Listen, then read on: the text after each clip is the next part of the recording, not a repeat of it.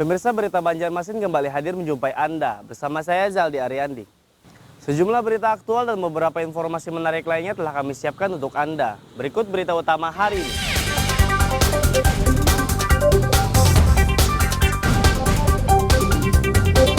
Tiga tersangka curanmor berhasil ditangkap.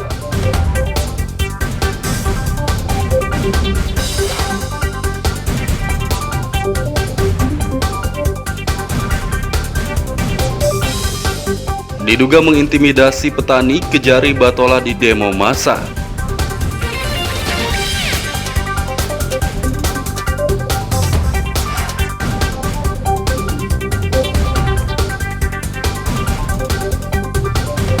Calon jemaah haji Banjarmasin tahun 2022 menjalani pemeriksaan kesehatan.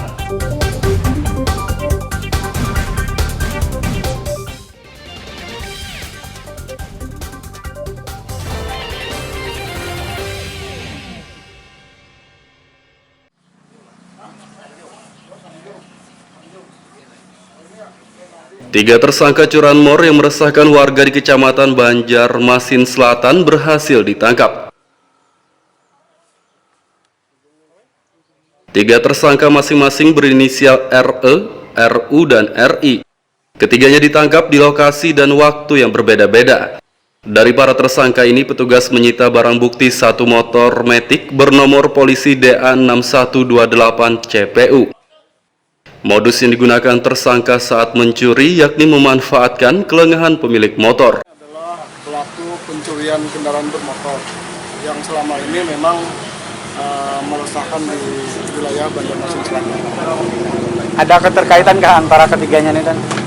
Beda, ya. Yang dua pelaku yang pertama, ya, karena terekam CCTV sehingga anggota kita langsung melakukan penyelidikan, kemudian melihat CCTV yang ada di sekitar situ, ya, ternyata rekaman CCTV itu mengarah ke pelaku. Kemudian pelaku beberapa hari kemudian dibawa ke sini satu orang pelaku. Untuk penangkapannya, Dan, gimana? Proses penangkapannya pada saat user melakukan pencarian yang bersangkutan, ketemu di jalan, kemudian langsung diamankan. Yang kemana kan? Gadekan. Gadekan. Di mana? Jauh di luar kota. Kota mana, Bang? Kon? Kota daerah mana? Daerah mana? Daerah Matapura. Berapa digadekan? 750.000. Sama teman kah, Bang? Iya, Itu hasil curiannya di mana? Mencurinya di mana? di Banjarmasin. Bang, alasan mencuri tadi kenapa, Bang? Karena ekonomi. Itu ada kesempatan kan gimana ketika mencuri? Dibilang ada kesempatan ada, bilang gak ada, nggak ada. Ini rencananya barang buktinya anak pengen jual kah? Sebelum pengen gadekan nih? Tidak, kalau ada uang ditebusi, kalau nggak ada mungkin bisa dijual langsung. Biasanya kalau barang-barang curian kayak ini kan jual harga berapa, Bang? Kada tentu. Kisarannya? Ketiga tersangka akan dikenai pasal berbeda. RU dan RI dikenai pasal 363 KUHP tentang pencurian dengan pemberatan dengan ancaman 7 tahun penjara. Sedangkan tersangka RE pasal 363 KUHP tentang pencurian dengan ancaman 5 tahun penjara. Dari kota Banjarmasin, Muhammad Lutfi Darlan dan Ahmad Fauzi melaporkan.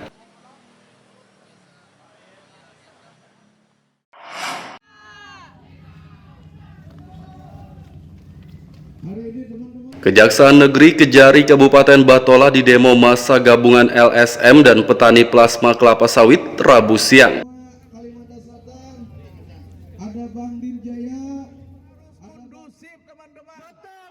Massa menggelar demonstrasi menuntut Kejari tidak mengintimidasi petani. Sebelumnya ada sejumlah petani plasma yang diperiksa sebagai saksi dalam perkara tukar guling tanah di Desa Kolam Kanan, Kecamatan Wanaraya. Diduga dalam pemeriksaan itu, anggota kejaksaan mengintimidasi petani. Masyarakat di Barito Kuala adem-adem saja. Kalau ada mereka memanen di tanah sendiri, mereka bukanlah mencuri. Tetapi ini adalah upaya mereka menyadarkan perusahaan agar tahu bahwa selama ini tata kelola yang dilakukan oleh perusahaan itu tidak benar. ini adalah kewajiban bagi kejaksaan segera panggil perusahaan yang bermasalah. Dudukan dengan para petani, jangan petani yang ditekan, karena kejaksaan ini adalah mitranya masyarakat. Jangan sampai masyarakat merasa tertekan, merasa terintimidasi gara-gara ulah yang dilakukan oknum-oknum yang ada di kejaksaan. Betul. Dan setelah ini kami sampaikan, kalau masih ada upaya-upaya pemanggilan, upaya-upaya intimidasi, upaya-upaya yang menekan dan meresahkan masyarakat, kita pastikan, kita sampaikan kepada Jaksa Agung, segera copot Kejari Barito Kuala. Dari Kejaksaan Negeri Barito Kuala sangat mengapresiasi kawan-kawan yang berdemo, para petani yang berdemo, kemudian dalam surat tersebut menyampaikan bahwa segera menyelesaikan perkara tukar guling, maka itu juga sebagai penyemangat kami dalam penyelesaian masalah. Semoga dengan adanya aspirasi ini kami akan melaksanakan lebih cepat lagi. Yang kedua, kami berharap dukungan juga dari kawan-kawan sesepuh ini LSM untuk membantu kami juga apabila ada informasi-informasi yang kami belum tahu, bisa menginformasikan ke kami. Jika kejaksaan masih mengintimidasi petani, masa akan mengadu dan meminta Kejagung mencopot Kajari Batola. Dari Kabupaten Batola, Muhammad Lutfi Darlan dan Ibrahim melaporkan.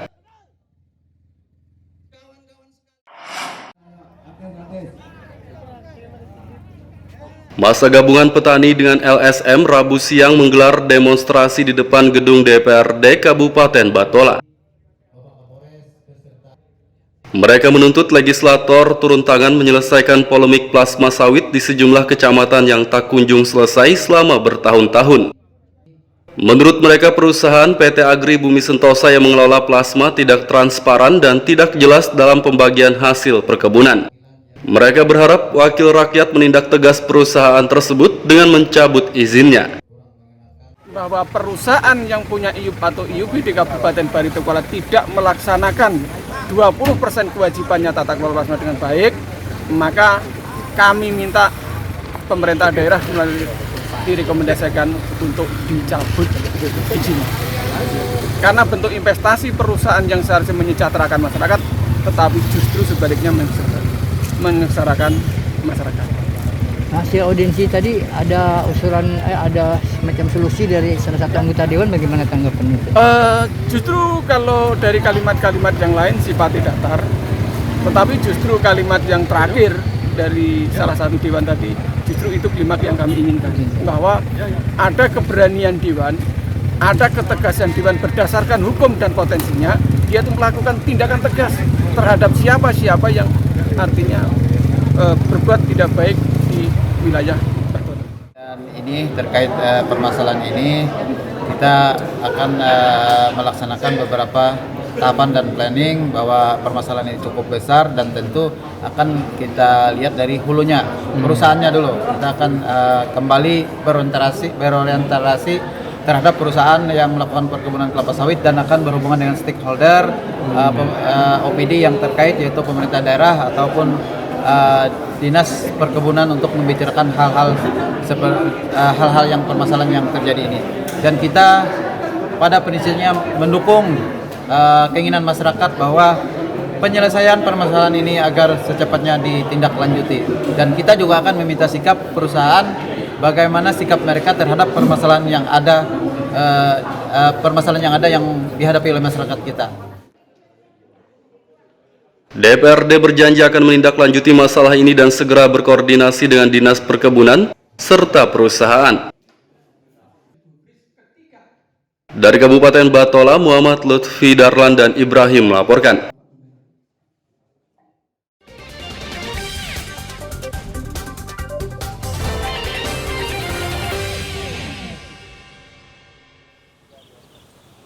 Pemirsa, masih bersama kami dalam Berita Banjarmasin. Bagi Anda yang baru bergabung, berikut Berita Banjarmasin utama hari ini.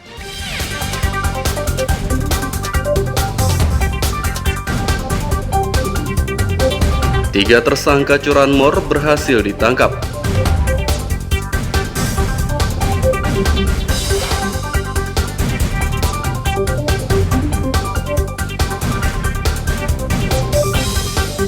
diduga mengintimidasi petani Kejari Batola di demo massa.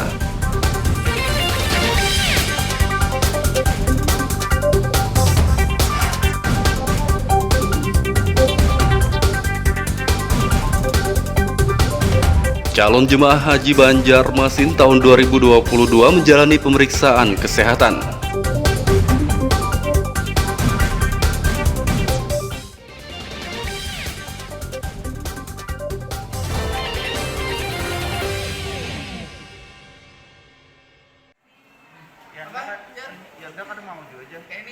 Calon jemaah haji CJH Banjarmasin tahun 2022 menjalani pemeriksaan kesehatan di Rumah Sakit Umum Daerah RSUD Sultan Suryansah Rabu siang.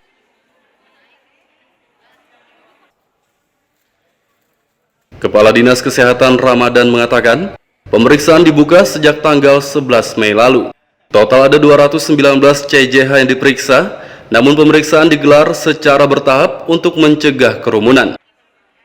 Hari dari tanggal 11 sampai hari ini sudah terlaksana sekitar 291 calon jemaah haji Kota Banjarmasin yang dilaksanakan screening pemeriksaan untuk persiapan daya tahan tubuh dan semua prosedur yang sebagai prasyarat untuk kelengkapan naik haji.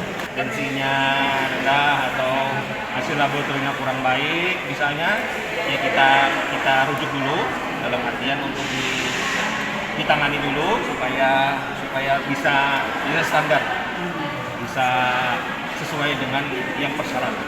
Rata-rata jemaah ini ada mengidap penyakit. Keluhan apa gitu Pak? Keluhannya apa yang ditemukan yang paling banyak? Ya biasa seperti riset kesehatan dasar Kota Banjarmasin 2021 kan, hipertensi nomor 1, diabetes mellitus, kolesterol, dan ISPA. Saat ini Pang Pian melakukan apa nih kalau di rumah sakit? Tes kesehatan. Apa tadi hasilnya Bu? Kayaknya normal aja Bang semuanya gitu. Normal aja. Tapi dengan berobat misalnya banyak minum baju putih. Berarti dari yang berlemak-lemak. ini sebelumnya Pian sudah berapa tahun menunggu Yang kuota ini? Ini 2 tahun Bang. Kalau yang daftarnya kan dari 2010 lah. Berangkatnya semestinya 2020.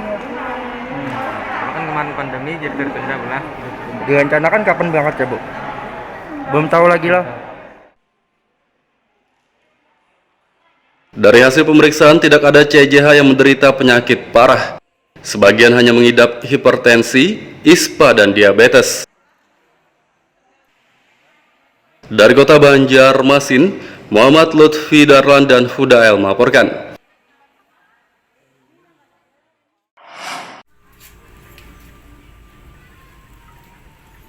Distribusi air bersih PDAM yang tersendat ternyata tidak hanya dialami warga Teluk Tiram dan Pelambuan saja. Rabu kemarin, warga Belitung Darat di kecamatan yang sama yakni Banjarmasin Barat juga mengalami hal serupa. Menurut warga, krisis air bersih telah terjadi sejak 3 bulan lalu. Agar keran di rumah mereka mengalir, sebagian warga menggunakan mesin pompa air. Namun penggunaan pompa yang terus-menerus membuat tagihan listrik mereka membengkak. Distribusi air bersih di sini gimana Pak? Mati kah atau lancar aja Pak? Ya lancar kalau dipakai pompa, kalau nggak ada pompa nggak mau. Kalau kada maunya itu sejak berapa bulan sudah Pak? Sudah 3 bulan lebih. 3 bulan lebih lah. Kurang lebih lah. 3 bulan. Semalam tuh ada solusi perbaikan, cuma setelah diperbaiki bukannya malah bagus, malah tambah kacau. Ikan karya 4 itu. Dari ikan karya utama ke ikan karya 4. Setelah ada penyambungan dikira lancar, kalinya tambah kacau. Kalau dulu tuh bisa aja mengalir tanpa dipompa, bisa ngalir. Warga berharap distribusi air PDAM kembali lancar. Dari Kota Banjarmasin, Muhammad Lutfi Darlan dan Hudael melaporkan.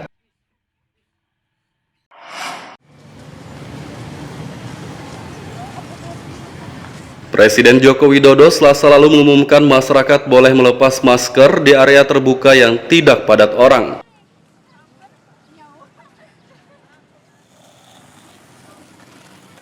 Namun pelonggaran aturan terkait COVID-19 ini tidak berlaku bagi masyarakat rentan seperti lansia dan pengidap penyakit komorbid. Di Kota Banjarmasin, melepas masker di tempat umum belum diterapkan karena masih menunggu surat edaran pemerintah pusat. Instruksi Presiden sudah ditetapkan. Malam tadi YouTube dari Kementerian Kesehatan sudah disampaikan, ya kan? Kami masih menunggu surat edaran atau Permenkesnya maupun dari Satgasnya, dari pusat. Nah, rencana dari sosialisasi Walbudi oleh Kemenkes tertanggal hari ini. Nanti kalau sudah ada suratnya, ada instruksinya, kita mengikuti, akan kita lakukan kepada pimpinan ke wali kota. Tapi melihat dari video Pak Presiden malam tadi itu bagaimana itu Pak? Ya, itu bagian dari relaksasi kan, karena melihat tren penurunan, kemudian kondisi masyarakat setelah pasca lebaran, tingkat vaksinasi yang sudah meningkat, kemudian daya tahan tubuh, imunisasi vaksinnya sudah banyak, kemudian daya tahan tubuh kita terhadap COVID itu sudah dianggap oleh Kemenkes itu sudah kebal, bahasanya itu kuat lah bahasanya. Setelah surat edaran diterima, pemerintah Banjarmasin juga memberlakukan kebijakan tersebut.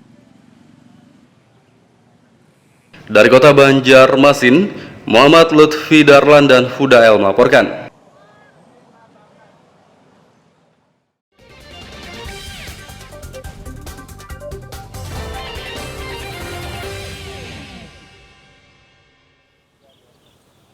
Pemirsa, masih bersama kami dalam Berita Banjarmasin. Bagi Anda yang baru bergabung, berikut Berita Banjarmasin utama hari ini.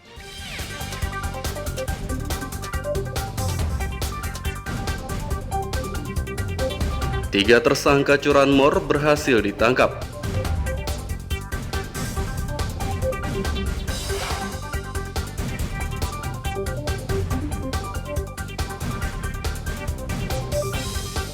Diduga mengintimidasi petani, Kejari Batola di demo massa.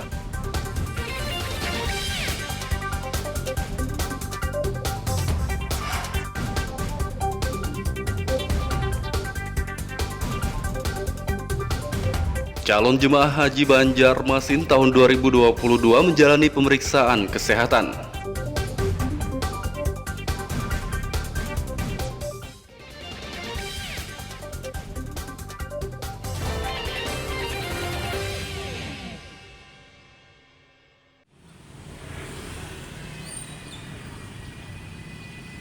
Warga yang masih membuang sampah di eks tempat penampungan sementara TPS Kuripan Banjarmasin Tengah bakal ditindak tegas Satpol PP. TPS yang telah ditutup sejak beberapa bulan lalu itu masih dipenuhi tumpukan sampah setiap harinya. Padahal sudah ada papan larangan dan petugas kebersihan yang menjaga eks TPS tersebut, namun warga tidak menghiraukannya. Terkait pengawasan di TPS, jadi pada prinsipnya kami kan berkoordinasi juga dengan Dinas Lingkungan Hidup. Memang ada beberapa ex TPS ini yang berada di pinggir jalan yang sudah menjadi kebijakan pemerintah kota untuk tidak digunakan lagi, untuk ditutup. Nantinya ke depan dalam beberapa waktu, mungkin minggu depan atau minggu depannya lagi, kita akan coba lakukan pengawasan lebih intens. Itu yang pertama. Yang kedua, mungkin sudah kita koordinasikan juga dengan kawan-kawan di DLH dan juga di Satpol. Kita akan coba melakukan operasi justisi di lokasi tersebut, baik nantinya juga terkait dengan pelanggaran-pelanggaran yang ada di sana, sehingga bisa menjadi pembelajaran dan mengingatkan kembali penegakan peraturan daerah terkait dengan larangan membuang sampah di luar jam yang ditentukan. Jika masih saja membuang sampah di eks TPS tersebut, warga bisa dikenai sanksi tindak pidana ringan atau tipiring. Dari Kota Banjarmasin, Muhammad Lutfi Darlan dan Hudael melaporkan.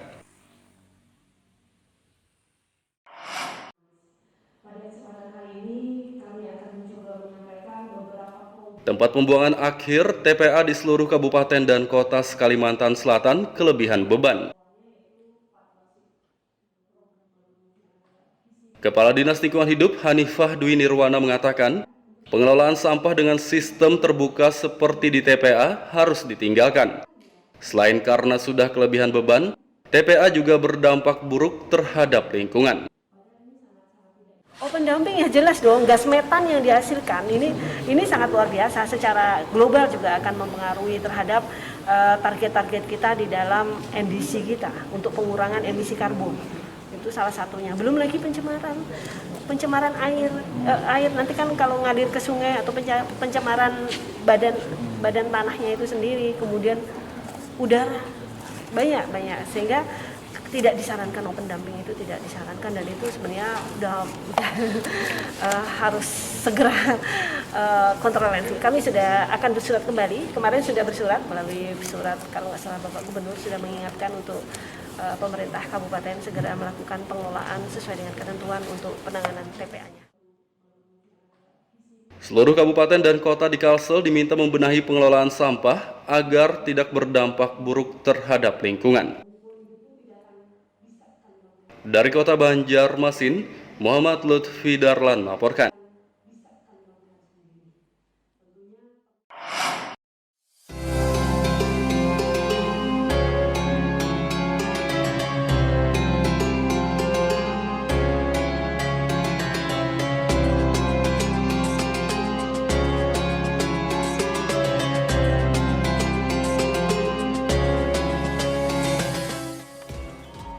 Inilah masjid bambu berbentuk kapal yang berada di Desa Kiram, Kecamatan Karangintan, Kabupaten Banjar.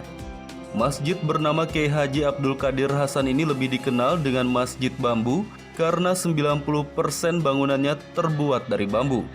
Masjid yang berada tak jauh dari objek wisata Kiram ini belakangan cukup ramai dikunjungi warga karena bentuknya yang menyerupai kapal dinilai cukup unik dan menarik perhatian.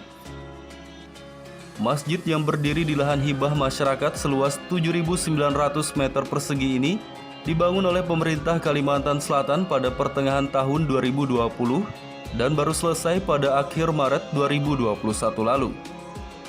Bangunan masjid sendiri memiliki luas 610 meter persegi, terdiri dari 2 lantai dan mampu menampung sekitar 400 jemaah.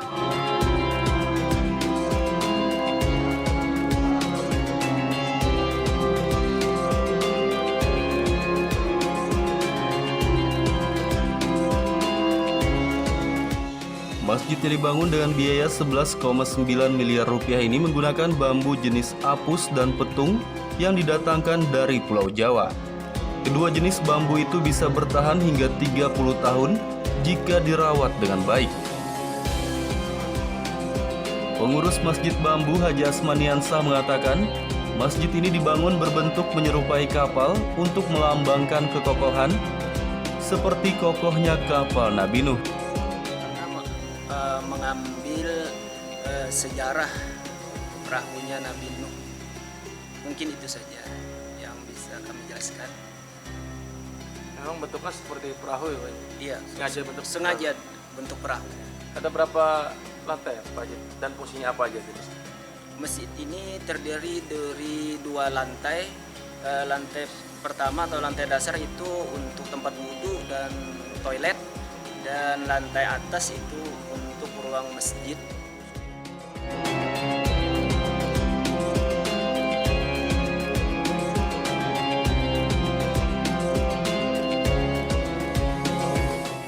Keunikan Masjid Bambu berbentuk kapal membuat banyak warga ingin mengunjunginya, bahkan warga dari luar daerah yang kebetulan melintas di wilayah Kabupaten Banjar pun menyempatkan diri untuk mampir melaksanakan ibadah salat sekaligus melihat secara langsung keunikan masjid tersebut. Masjid Bambu sungguh indah dan lain dari yang lain. Jadi kami bisa untuk ke sini, bertanda ke sini untuk melihat langsung untuk sholat zuhur sekalian di sini. Nah, setelah Ibu datang ke masjid ini, kesan apa yang Ibu dapat?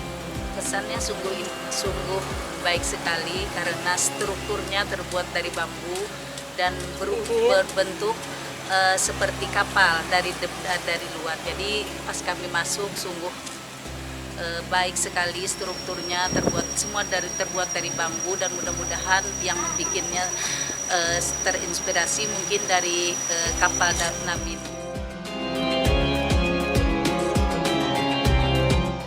Selain melaksanakan salat, warga yang berkunjung ke masjid bambu berbentuk kapal ini juga tak ingin menyanyiakan bentuk estetik dari masjid ini, sehingga foto bersama maupun swafoto seakan wajib bagi mereka.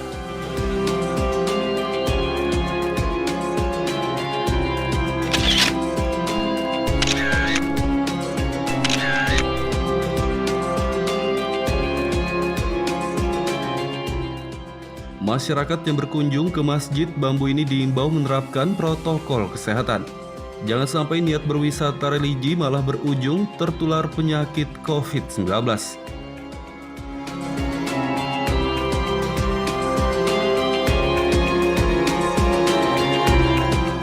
Dari Kabupaten Banjar, Muhammad Lutfi Darlan dan Ahmad Fauzi melaporkan.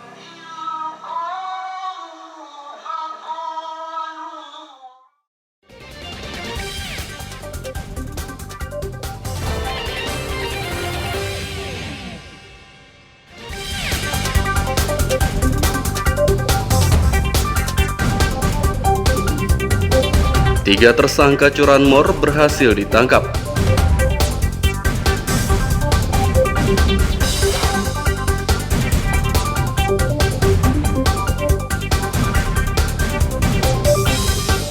Diduga mengintimidasi petani Kejari Batola di demo massa.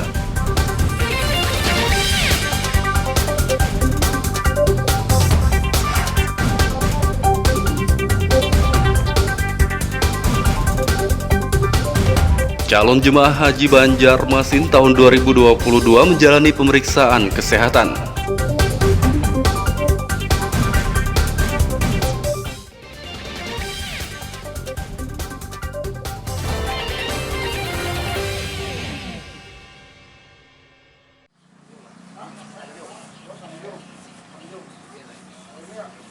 Tiga tersangka curanmor yang meresahkan warga di Kecamatan Banjarmasin Selatan berhasil ditangkap. Tiga tersangka masing-masing berinisial RE, RU, dan RI. Ketiganya ditangkap di lokasi dan waktu yang berbeda-beda. Dari para tersangka ini, petugas menyita barang bukti satu motor Matic bernomor polisi DA6128 CPU. Modus yang digunakan tersangka saat mencuri yakni memanfaatkan kelengahan pemilik motor. Adalah pelaku pencurian kendaraan bermotor yang selama ini memang meresahkan di wilayah Banjarmasin Selatan. Ada keterkaitan antara ketiganya nih, Dan? Beda, ya. Yang dua pelaku yang pertama, ya, karena terekam CCTV, sehingga anggota kita langsung melakukan penyelidikan, kemudian melihat CCTV yang ada di sekitar situ, ya, ternyata rekaman CCTV itu mengarah ke pelaku. Kemudian pelaku beberapa hari kemudian dibawa ke sini satu orang pelaku. Untuk penangkapannya, Dan, gimana? Proses penangkapannya pada saat user melakukan pencarian yang bersangkutan, ketemu di jalan, kemudian langsung diamankan. Pian kemana kan? Gadekan. Gadekan. Di mana? Jauh di luar kota. Kota mana, Bang? Pun? Kota daerah mana? Daerah Martapura. Berapa digadekan? 750.000. Sama teman kah, Bang? Iya. Itu hasil curiannya di mana? Mencurinya di mana? Di Banjarmasin. Bang, alasan mencuri tadi kenapa, Bang? Karena ekonomi. Itu ada kesempatan kan gimana ketika mencuri? Dibilang ada kesempatan ada, bilang nggak ada. Ini rencananya barang buktinya anak pengen jual kah? Sebelum pengen gadekan nih? Tidak, kalau ada uang ditebusi, kalau nggak ada mungkin bisa dijual langsung. Biasanya kalau barang-barang curian kayak ini kan jual harga berapa, Bang? Kada tentu. Kisarannya? Ketiga tersangka akan dikenai pasal berbeda. RU dan RI dikenai pasal 363 KUHP tentang pencurian dengan pemberatan dengan ancaman 7 tahun penjara. Sedangkan tersangka Renaldi pasal 362 KUHP tentang pencurian dengan ancaman 5 tahun penjara. Sedangkan tersangka RE pasal 363 KUHP tentang pencurian dengan ancaman 5 tahun penjara. Dari Kota Banjarmasin, Muhammad Lutfi Darlan dan Ahmad Fauzi melaporkan.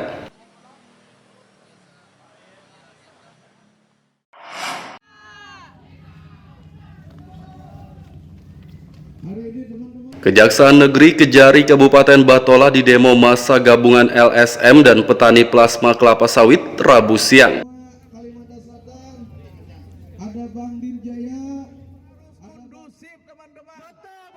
Massa menggelar demonstrasi menuntut Kejari tidak mengintimidasi petani. Sebelumnya ada sejumlah petani plasma yang diperiksa sebagai saksi dalam perkara tukar guling tanah di Desa Kolam Kanan, Kecamatan Wanaraya. Diduga dalam pemeriksaan itu, anggota kejaksaan mengintimidasi petani. Masyarakat di Barito Kuala adem-adem saja. Kalau ada mereka memanen di tanah sendiri, mereka bukanlah mencuri. Tetapi ini adalah upaya mereka menyadarkan perusahaan agar tahu bahwa selama ini tata kelola yang dilakukan oleh perusahaan itu tidak benar. Ini adalah kewajiban bagi kejaksaan segera panggil perusahaan yang bermasalah. Dudukan dengan para petani, jangan petani yang ditekan, karena kejaksaan ini adalah mitranya masyarakat. Jangan sampai masyarakat merasa tertekan, merasa terintimidasi gara-gara ulah yang dilakukan oknum-oknum yang ada di kejaksaan. Betul. Dan setelah ini kami sampaikan, kalau masih ada upaya-upaya pemanggilan, upaya-upaya intimidasi, upaya-upaya yang menekan dan meresahkan masyarakat, kita pastikan, kita sampaikan kepada Jaksa Agung, segera copot Kejari Barito Kuala. Dari Kejaksaan Negeri Barito Kuala sangat mengapresiasi kawan-kawan yang berdemo, para petani yang berdemo, kemudian dalam surat tersebut menyampaikan bahwa segera menyelesaikan perkara tukar guling, maka itu juga sebagai penyemangat kami dalam penyelesaian masalah. Semoga dengan adanya aspirasi ini kami akan melaksanakan lebih cepat lagi. Yang kedua, kami berharap dukungan juga dari kawan-kawan sesepuh ini LSM untuk membantu kami juga apabila ada informasi-informasi yang kami belum tahu, bisa menginformasikan ke kami. Jika kejaksaan masih mengintimidasi petani, massa akan mengadu dan meminta Kejagung mencopot Kejari Batola. Dari Kabupaten Batola, Muhammad Lutfi Darlan dan Ibrahim melaporkan.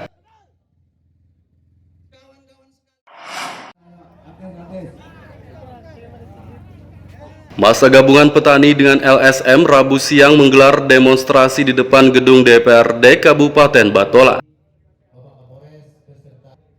Mereka menuntut legislator turun tangan menyelesaikan polemik plasma sawit di sejumlah kecamatan yang tak kunjung selesai selama bertahun-tahun. Menurut mereka, perusahaan PT Agri Bumi Sentosa yang mengelola plasma tidak transparan dan tidak jelas dalam pembagian hasil perkebunan. Mereka berharap wakil rakyat menindak tegas perusahaan tersebut dengan mencabut izinnya. Bahwa perusahaan yang punya IUP atau IUB di Kabupaten Barito Kuala tidak melaksanakan 20% kewajibannya tata kelola plasma dengan baik, maka kami minta pemerintah daerah melalui direkomendasikan untuk dicabut izin.